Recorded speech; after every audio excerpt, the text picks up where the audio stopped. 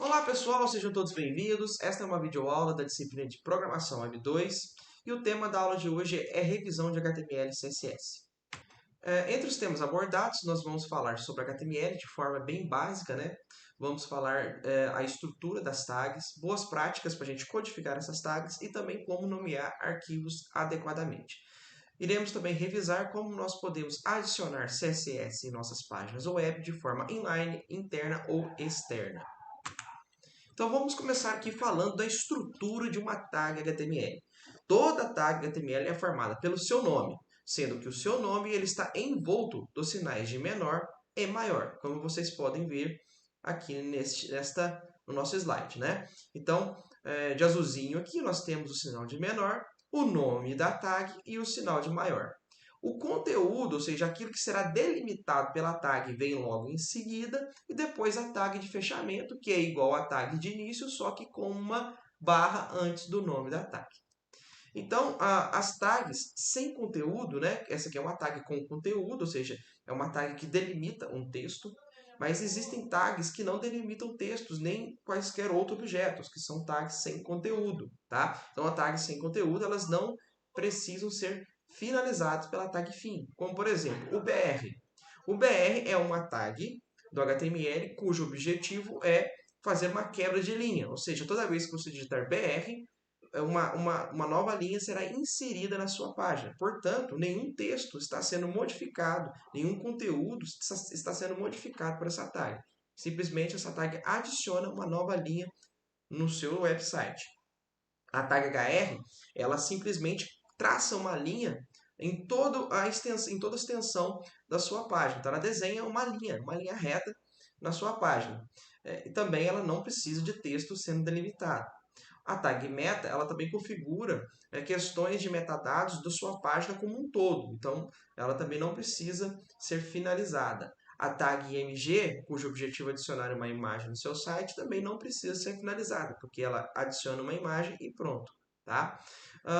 Mas, né, essas tags, embora elas não necessitem ser finalizadas, porque elas não modificam nenhum conteúdo, elas podem ter atributos, né? Assim como também as tags que têm finalização, podem também ter atributos. Então, os atributos, né, são elementos da tag que modificam, que personalizam essa tag, né? Então, os atributos sempre são colocados logo após o nome da tag. A ordem dos atributos não importa, então, né, nós podemos ter diversos atributos para uma mesma tag, mas a ordem com que você coloca esse atributo, ela não vai interferir no funcionamento da tag. E um atributo basicamente é formado por um par nome-valor, né? Em inglês, que é escrito, então fica name igual e, entre aspas, o valor desse atributo, né?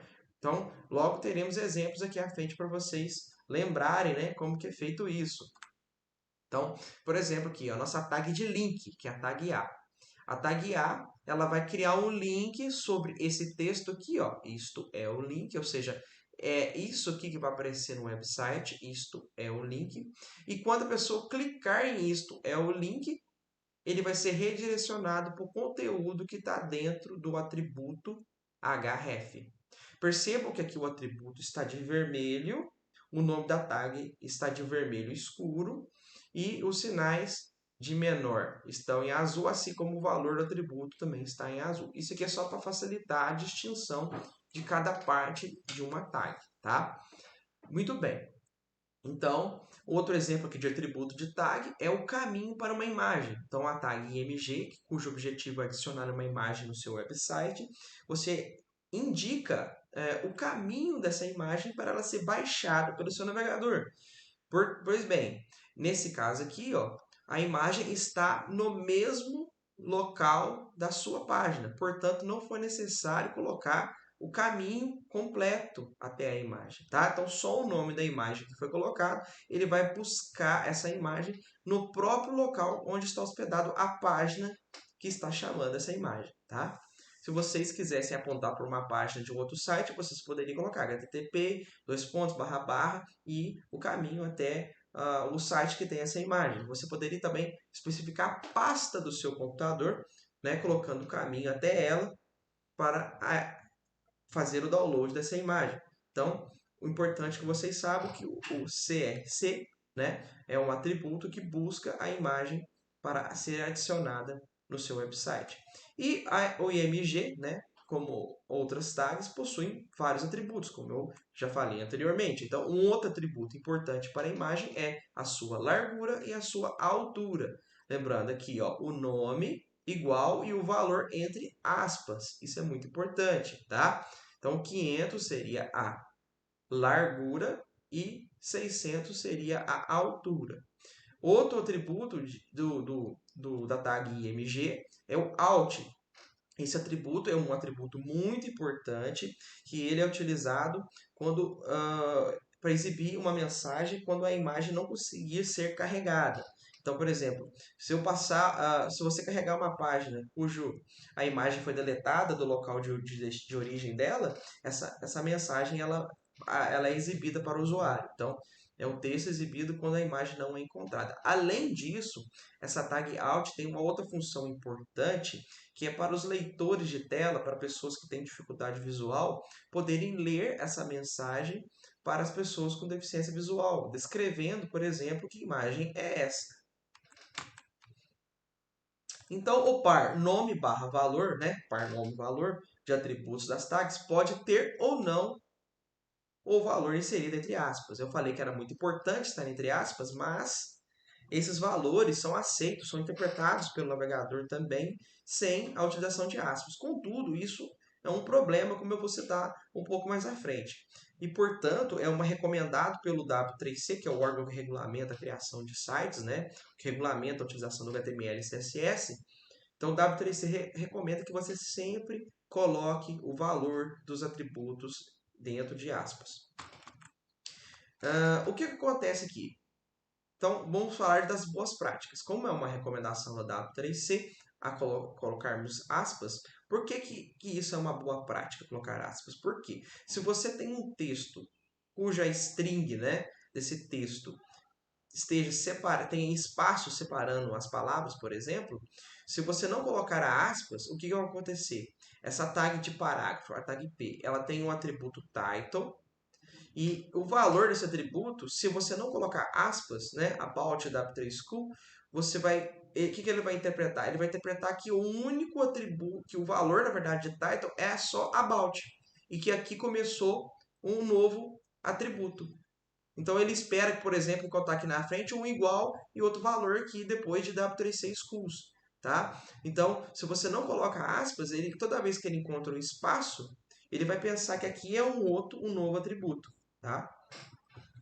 Lembra, voltando aqui um pouco mais atrás, pessoal, gostaria de reforçar para vocês que não importa a ordem dos atributos. Então, se eu colocasse o alt aqui antes do CRC, funcionaria da mesma forma. Outra questão é se nós podemos colocar aspas simples ao invés, né, de aspas duplas. Sim, você pode utilizar aspas simples para delimitar textos, para delimitar o conteúdo de um atributo. E isso é muito útil, principalmente quando nós desejamos, por exemplo, imprimir a aspa simples. Então, se você quer imprimir a aspa simples, você coloca aspas duplas como delimitador do valor do atributo. Se você quiser imprimir a aspa dupla, se você quiser imprimir a aspa simples, você coloca a aspa dupla como delimitador do atributo, tá? Dessa forma, o texto que será impresso aqui vai imprimir a aspa simples e o texto que vai ser impresso aqui vai imprimir a aspa dupla. Tá? Então, toda vez que você tem um par atributo igual a valor do atributo, a primeira aspas ela não pode ser colocada aqui dentro, porque se você colocar de novo, ela vai entender que está fechando, né, o conteúdo que vai ser impresso. Tá? Aqui nós temos o HTML básico, né, código. Nós temos aqui na primeira linha o doctype HTML, que fala para o navegador que o código HTML dessa página ele está sendo codificado na versão 5. Então é muito importante vocês colocarem sempre essa primeira linha, porque existem tags na versão 5 do HTML que não funcionam na versão 4, que é a mais antiga. E a tag HTML, ela delimita o início da nossa página. A tag head, que é a tag de cabeçalho, é o cabeçalho da página como um todo e não o cabeçalho de texto, tá? É um cabeçalho de configuração, por exemplo, de metadados, como por exemplo a codificação da página, né? Essa tag meta aqui, ela pode ter vários atributos. Um dos atributos é a codificação da página. Nós temos aqui uma tag de comentário que é dada por menor, exclamação, traço, traço e finaliza com traço, traço maior sem a exclamação, tá? Então todo o conteúdo que aparece aqui dentro é um comentário. Aqui foi dado um exemplo de um outro tipo de codificação que pode ser utilizado, que é o ISO 8859-1, tá? A diferença entre essas duas codificações, só para a gente lembrar, é que o UTF-8 ele permite que acentuações sejam interpretadas de maneira correta no navegador. Então, se você utilizar ISO 8859, esse I acentuado apareceria como um caractere estranho, um símbolo de losango, aqueles caracteres estranhos que aparecem de vez em quando nas páginas web. E para que isso não aconteça, você tem que adicionar na sua página uma codificação que consiga entender esse I acentuado.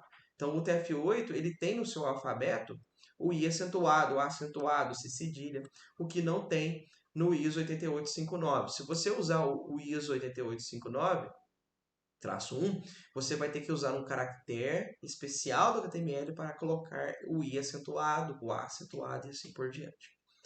Então, o title, pessoal, só para lembrar vocês, né? O title ele é o título que aparece na aba do navegador, tá? E por isso fica dentro do cabeçalho da página. Depois nós temos o body, que delimita o corpo da nossa página. E aqui nós podemos ter cabeçalhos de texto, podemos ter parágrafos, imagens, links, tabelas, listas, assim como nós vimos na disciplina de Programação Web 1. Muito bem. Boas práticas. Vamos aqui falar um pouco mais sobre as boas práticas da escrita de páginas web. Então, as tags, elas não são case sensitivas. Então, não importa se você vai colocar uma tag escrita em maiúsculo ou minúsculo, o navegador vai entender da mesma forma. Contudo, escrever tags com letras minúsculas permite que o seu código seja compatível com todos os tipos de documento, como, por exemplo, os XHTML. Então, é recomendável e eu vou pedir que vocês façam assim na disciplina, que coloquem as tags sempre em letras minúsculas.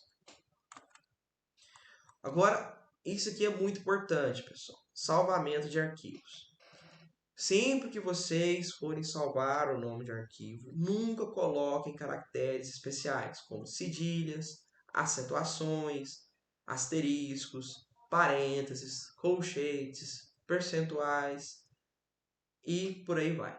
Sempre coloquem caracteres, letras, números, e se você precisar fazer a separação, vocês coloquem traço, ou seja, o hífen, ou o sublinhado, tá?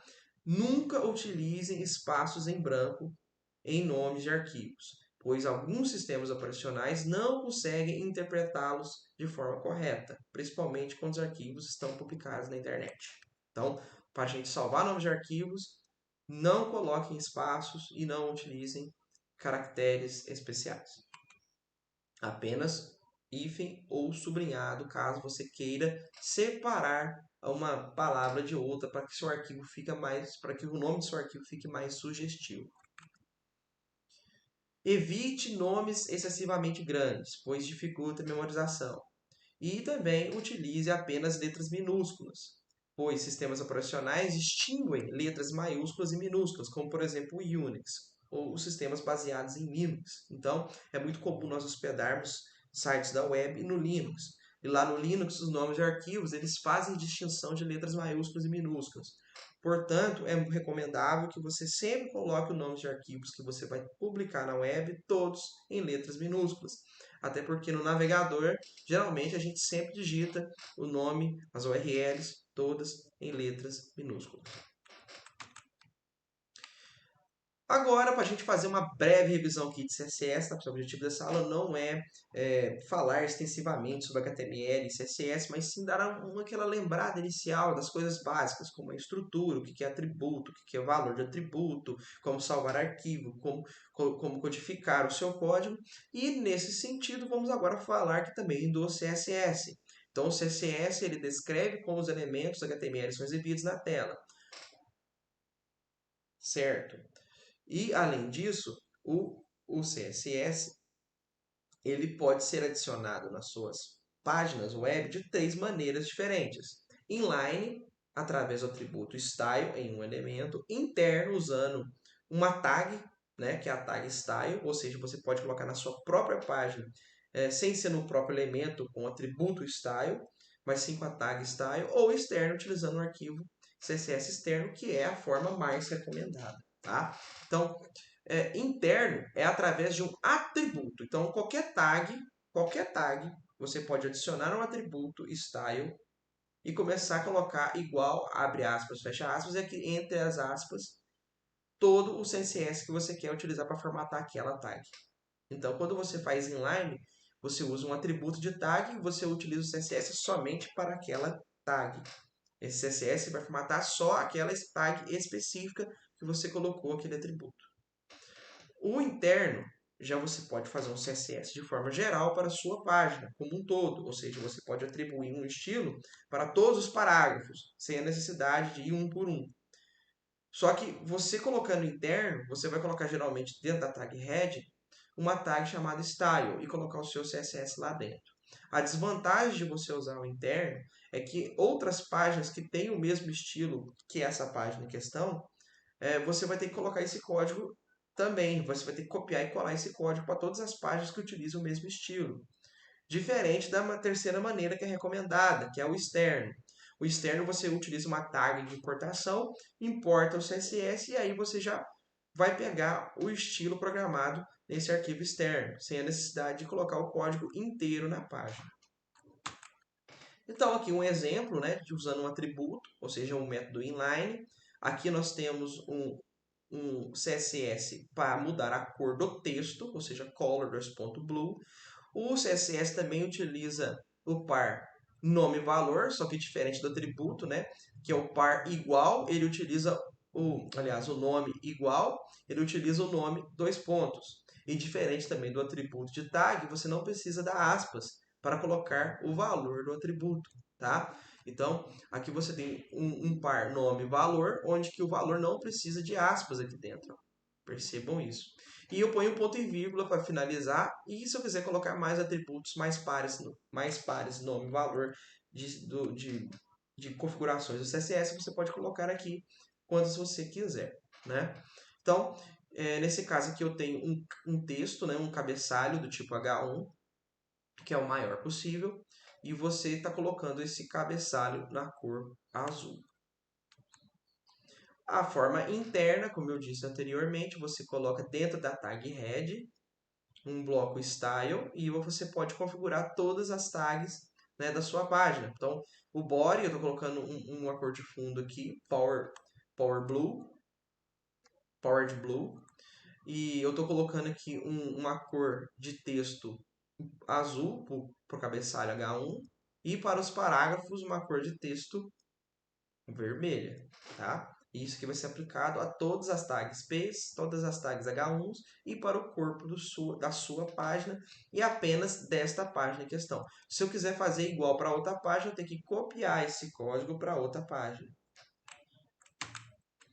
Já no arquivo externo, eu não preciso copiar o código para as páginas. Eu posso fazer só a importação de uma folha de estilo. Então, eu posso salvar aquela configuração interna nesse arquivo styles.css e importá-lo. E aí eu vou ter o mesmo efeito que se eu fizesse o código aqui dentro do meu head. Então, aqui eu tenho o arquivo style.css e aquela mesma configuração que nós tínhamos visto na forma de CSS interno. Outra questão muito importante com relação ao CSS é o uso do atributo ID. O atributo ID ele serve para você identificar um componente de forma única dentro do HTML. Dessa forma, nós podemos criar um CSS para esse elemento único no arquivo externo ou da forma interna também, se você preferir. Então, se eu criar aqui um parágrafo cujo ID é P01, né? Eu sou diferente, no caso, é o conteúdo desse parágrafo. Eu posso ir lá no meu arquivo CSS e colocar esse símbolo aqui de cerquilha, né? O jogo da velha, hashtag, como preferirem, e colocar o nome que eu dei aqui, ó, P01. Então, P01 é o que vai ser modificado por esse CSS. Nesse caso aqui, eu estou colocando a cor azul, é a cor da fonte azul. Então, quer dizer que eu sou diferente, vai aparecer escrito em azul para o ID P01. Tá? E lembrando que o ID ele identifica unicamente um parágrafo, quer dizer que somente esse parágrafo terá essa configuração de cor azul. Mas se eu quiser criar, por exemplo, uma configuração que sirva para vários parágrafos, não para todos, mas para vários, aí a gente vai criar, nós vamos criar uma classe. Então, o atributo class é utilizado para alterar o CSS de elementos com uma determinada classe. Então, vários elementos podem ter uma mesma classe. Por exemplo, a classe de erro. Uma classe de erro, por exemplo. Né? Então, essa classe erro, ao invés de eu usar cerquilha, hashtag, ou como preferir chamar, eu vou usar o ponto. Eu posso usar esse class igual a erro em várias tags, peso, em tag H1, em tag P, em tag H1, em tag IMG. Enfim, você pode colocar esse class igual a erro aonde você quiser que a cor fique vermelha. Então, essa é a utilidade do atributo class, né? E em vez do ID para você poder formatar utilizando o CSS. Lembrando que para a classe nós utilizamos ponto e para o ID nós utilizamos o jogo da velha. Como referências para essa videoaula, vocês têm aqui esses dois links. São muito bons, tá? Do W3C School. Vocês poderão complementar e aprofundar mais no assunto. Estará disponível para vocês no ambiente acadêmico com uma lista de exercícios com conteúdos teóricos para fixar o que vocês aprenderam nessa videoaula. Um abraço a todos e tchau!